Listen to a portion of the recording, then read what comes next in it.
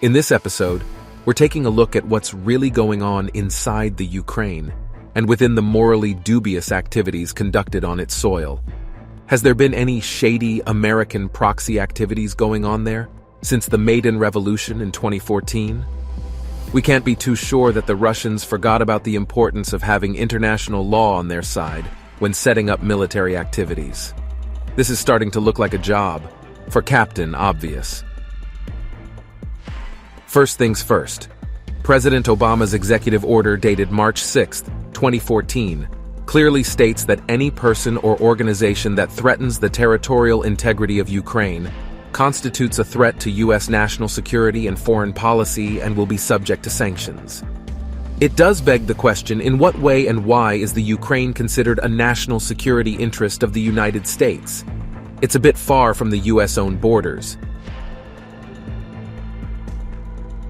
Second, the UN adopted a resolution reaffirming the UN's commitment to Ukraine's sovereignty, political independence, unity, and territorial integrity within its internationally recognized borders.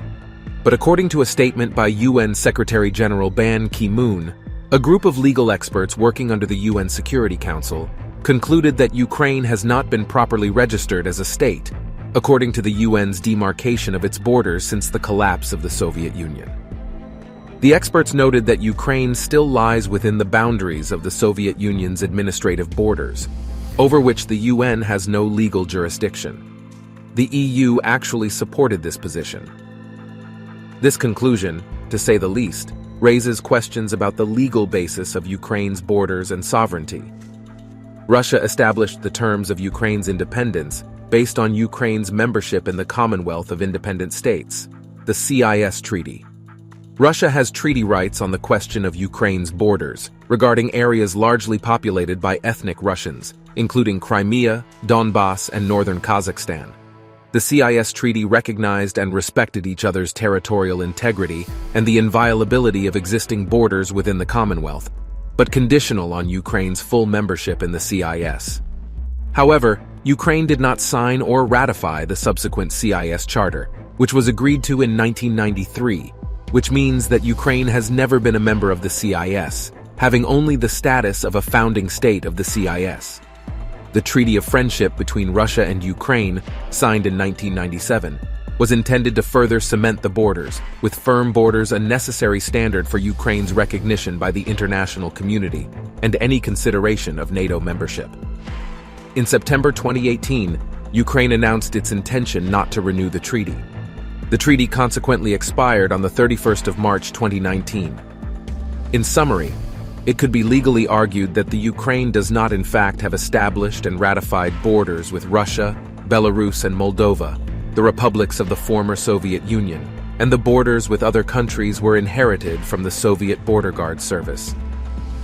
Imagine, if you will, that Russia has international law on its side, and that the activities that the US and its allies has been conducting, with Ukraine as a proxy since 2014, are coming to light.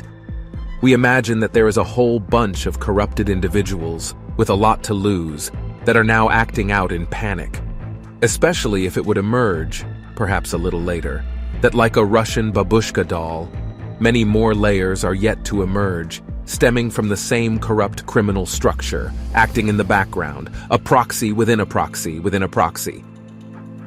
This is how they've always done it, to act without being seen.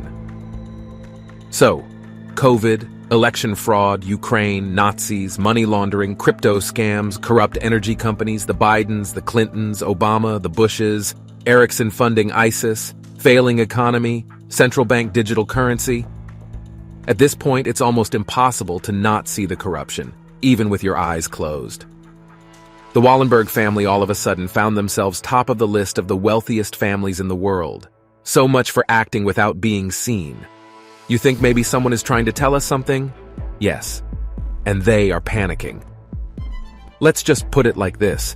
Many people will probably be quite surprised in the not-so-distant future. To quote someone very special, let's see what happens. The best is yet to come.